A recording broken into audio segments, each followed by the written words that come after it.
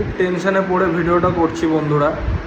তো টেনশান হচ্ছে যে কালকে আমার বউ ফোন করেছিল, ফোন করে বলছে যে আজকে 3 মাস হয়ে গেল অন্নপূর্ণা ভাণ্ডার পায়নি।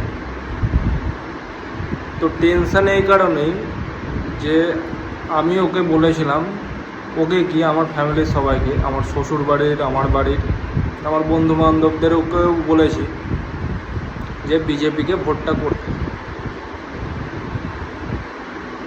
তো এখন কথা হচ্ছে যে বউ ফোন করে বলছে যে অন্নপূর্ণা ভাণ্ডার যদি না পাই আমি, তো পরের মাস থেকে তুমি 3,000 টাকা করে দেবে আমার।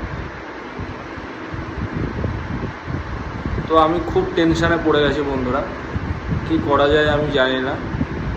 আর এটা তো হলো 1 নম্বর। আত্মীয়দের ফোন আসছে, বন্ধুবান্ধবদের ফোন আসছে, কিরে ভাই যুব শক্তি কবে পাবো। আত্মীয়রা ফোন করে বলছে কিরে গ্যাসের দাম কবে কমবে।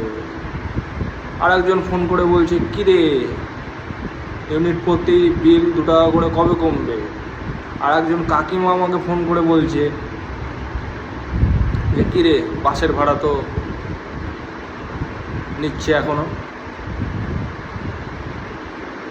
আর একজন ফোন করে বলছে বন্ধু আমার কিরে পেট্রোলের দামটা কমলো না।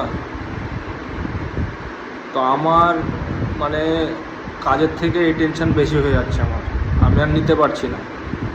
আর আমি বাড়ি যাব কী করে আমি তাই ভাবছি। যে আমি তো এদের বলেছি, মোটামুটি 50-60 জন হবে যে আমার কথায় ভোট দিয়েছে। তো বাড়ি গেলে তো অবস্থা আমার খারাপ। তো সামনে পুজোও আছে, কী করে যাবো আমি বুঝতে পারছি না। এদিকে বউ বলছে যে 3,000 টাকা করে দেবে। এবার যা হলো হলো, অন্য লোকের তো আমি যা হলো হলো আমি ছেড়ে দিলাম। এবার বউয়ের কথা যদি না শুনি তাহলে তো মার্ডার হয়ে যেতে হবে। তো কী করবো, খুব টেনশানে আছে।